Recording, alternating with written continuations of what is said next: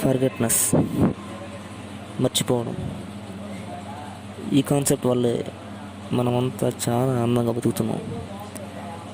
అయితే మీకు ఒక చిన్న కన్వర్జేషన్ని కన్వే చేస్తాను వినండి. ఒక సాఫ్ట్వేర్ కంపెనీలో బాస్ వచ్చి విశ్వ అనే వాడిని పిలిచి, నేను ఒక వర్క్ ఇచ్చాను కదా, ఏమైందని అడిగాడు.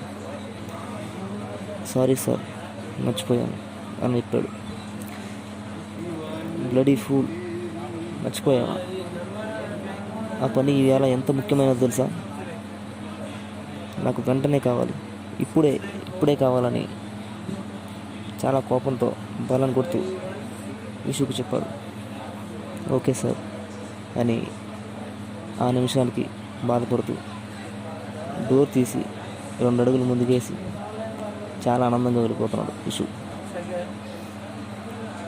అయితే ఆ వర్క్ కంప్లీట్ చేసాడో లేదో నాకు కూడా తెలియదు. ఇలానే మీరు కూడా మర్చిపోండి మీకు నచ్చిన విధంగా. లేదంటే పావురాళ్ళ, పెంగ్విన్ల ప్రేమని కోల్పోతే జీవితాంతం బాధపడాల్సి వస్తుంది. సో మర్చిపోండి.